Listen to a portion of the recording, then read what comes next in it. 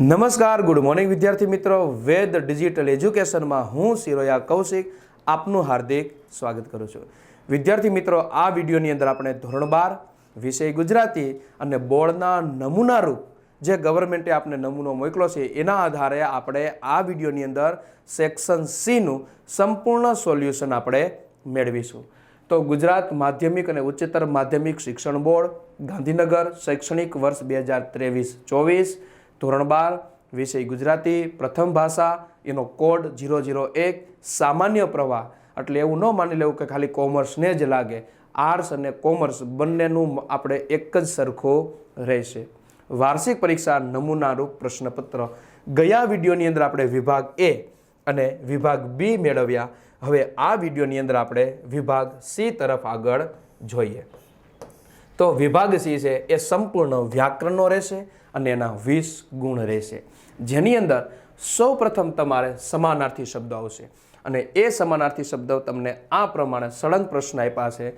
એમાંથી તમારે સાચો જવાબ છે એ લખવાના રહેશે. તો અહીં સમાનાર્થી જોઈએ: વૃદ્ધ, મિત્ર, અબળા, નારી, વેડું, પૃથ્વી, ગોઠિયો, ઘરડું, સિક્તા, વસુધા, સ્ત્રી, ભાઈબંધ, રેતી, ધરતી અને જરઠ.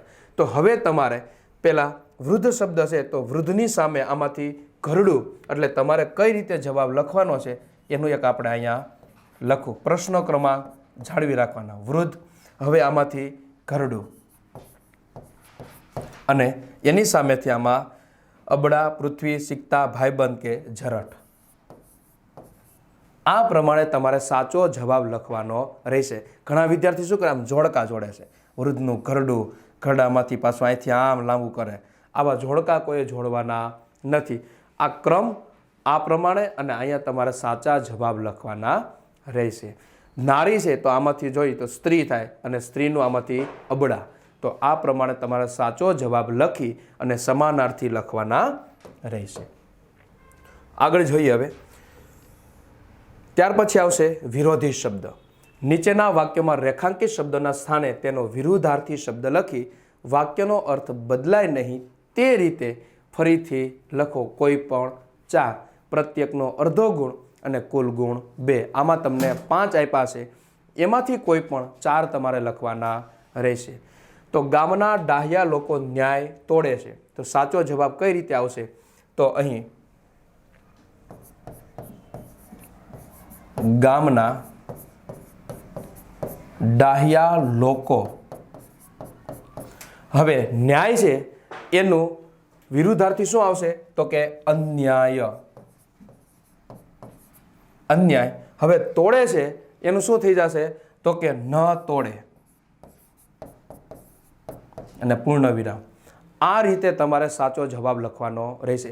આ સિવાય હવે કોઈને એમ કે મને આ વિડીયોમાં ખબર નથી કે આમાં નહીં ખબર પડે, તો તેના માટે આપણે સરસ મજાનો પ્લે સ્ટોરની અંદર તમે જાશો એટલે તમારે પ્લે સ્ટોરની અંદર વેદ ડિજિટલ એજ્યુકેશન એવું લખશો એટલે આ પ્રમાણેની ચિહ્નવાળી ચેનલ આવશે, જેને તમારે ઇન્સ્ટોલ કરી અને આ પ્રમાણેનું પેજ ખુલશે, જેમાં તમારે અહીંયા મોબાઈલ નંબર અને સેન્ડ ઓટીપી આવું પેજ કરશો, આવું લખશો, સેન્ડ ઓટીપી આવશે, એ તમે ઓટીપી નાખશો એટલે આ પ્રમાણેનું પેજ ખુલશે, જેમાં તમારે પેડ કોર્સ અથવા એક્ઝામ પેપર બેમાંથી કોઈ પણ એકમાં જાશો.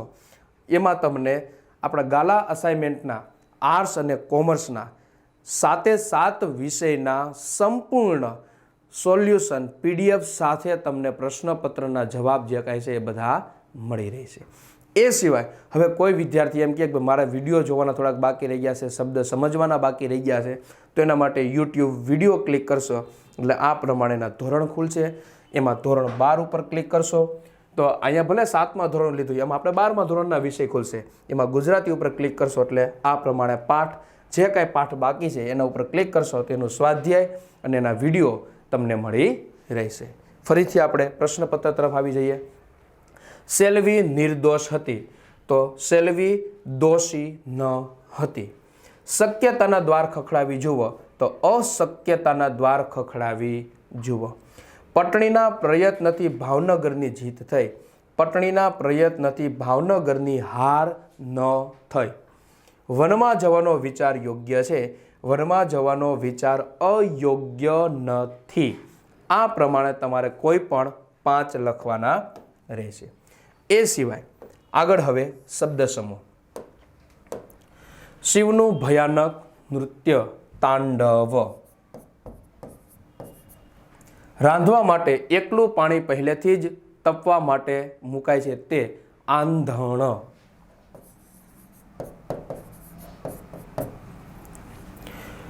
ખાધેલું મોંમાં ફરીથી ચાવવું તે વાગોળવું.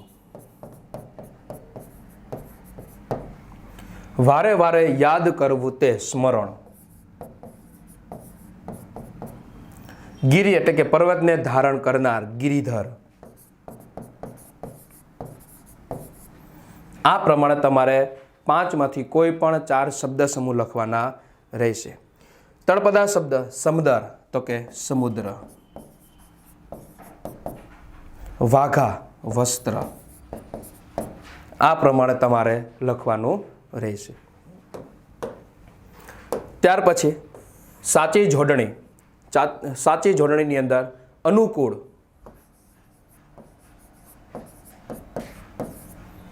પરિચિત,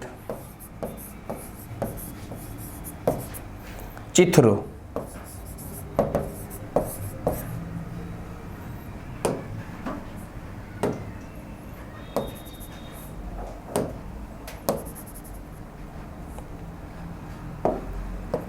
ચિથરું.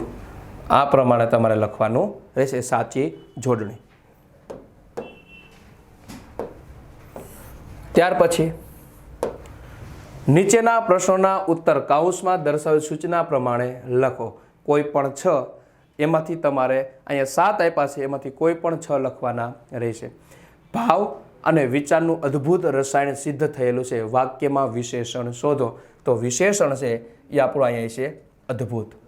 પરમેશ્વર સાકર જેવો ખાલી જગ્યા છે વિશેષણ મૂકો તો એ મીઠો.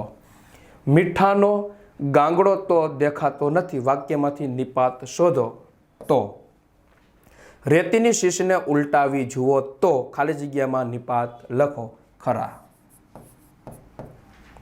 સત્યાગ્રહ કરનારા જેલમાં હતા. વાક્યમાંથી કૃદંત શોધો કરનારા.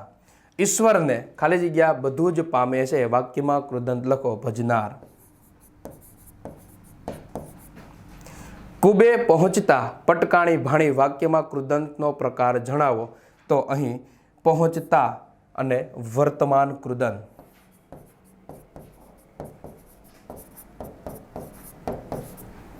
વર્તમાન કૃદંત. આ પ્રમાણે તમારે સાચા જવાબ લખવાના રહેશે.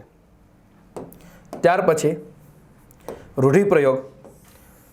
હાથ ફેરો કરવો, ચોરી કરવી. ચોર કોટવાળને દંડે સામેવાળાના ગળે પડવું.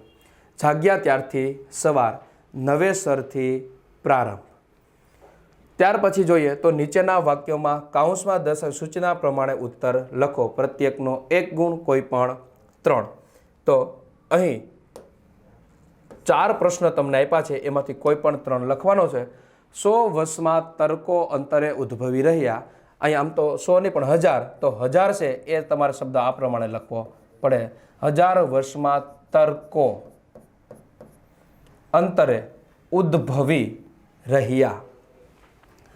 શ્રી પ્રભાશંકર ભાવનગર રાજ્યના દિવાન પદે હતા. ભાષા શુદ્ધિ તો ભાવનગર શબ્દ ભેગો. ડોસી રખે માગે પછી ઉછીની આવરદા. પદક્રમ રખે ડોસી ઉછીની આવરદા માગે. વાક્યમાં પ્રત્યય સુધારો. તમે અસત્યમાં સત્ય માની લીધું તો અસત્યને સત્ય માની લીધું. આ પ્રમાણે તમારે ભાષા, વાક્યનો પદક્રમ કે પછી પ્રત્યય સુધારવાનો રહેશે. ત્યાર પછી સાદા સંયુક્ત સંકુલ વાક્યને સાદા વાક્યમાં ફેરવી લખો. તો કશું બોલવાના અત્યારે ભોજાને હામ કે હોશ રહ્યા ન હતા. તો પહેલું વાક્ય એવું બનશે, કશું બોલવાના અત્યારે ભોજાને હામ ન હતી. બીજું વાક્ય, કશું બોલવાના અત્યારે ભોજાને હોશ ન હતા. અને અહીં કે છે એ આપણું સંયોજક છે. ત્યાર પછી મારું ધ્યાન બંગાળ અને હિમાલય ભણી ખેંચાયેલું રહેતું. પહેલું વાક્ય મારું ધ્યાન બંગાળ ભણી ખેંચાયેલું રહેતું. બીજું વાક્ય મારું ધ્યાન હિમાલય ભણી ખેંચાયેલું રહેતું અને અન્ય શબ્દ છે આપણું સંયોજક. ત્રીજું કૌરવો તો મારા ભાઈઓ, કૌરવો અને અમે હતા પિતરાય. તો પહેલું વાક્ય કૌરવો તો મારા ભાઈઓ, બીજું વાક્ય કૌરવો અમે હતા પિતરાય અને એ આપણું સંયોજક. નીચેના સાદા વાક્યોને સંયુક્ત સંકુલ વાક્યમાં ફેરવી લખો. કોઈ પણ બે, ત્રણમાંથી કોઈ પણ બે તમારે લખવાના રહેશે. કઠિયારો ઝાડ કાપે, તેમાં કઠિયારોનો વાક અલ્પવિરામ કુહાડીનો, તો અહીંયા જવાબમાં આવશે કે. શ્રી પ્રભાશંકર સમજતા હતા પૂર્ણવિરામ ગોળમેજી પરિષદ નિષ્ફળ જવાની છે કે. ચપ્પુ ખાંડણી દસ્તો ક્યાંક મુકાઈ ગયેલા છે. ચપ્પુ અને ખાંડણી આ અલ્પવિરામમાંથી નીકળી જાય છે. ખાંડણી દસ્તો શબ્દ ભેગો ક્યાંક મુકાઈ ગયેલું હોય છે. તો આ પ્રમાણે વિભાગ સી નું તમને સંપૂર્ણ સોલ્યુશન કરાવ્યું. આશા રાખું છું કે તમને આ સંપૂર્ણ સોલ્યુશન સમજાઈ ગયું હશે. નેક્સ્ટ વિડીયોની અંદર આપણે વિભાગ ડી અને ઈનો આપણે વિડીયો જોશું. આજનું અહીં સુધી રાખીએ. અસ્તુ.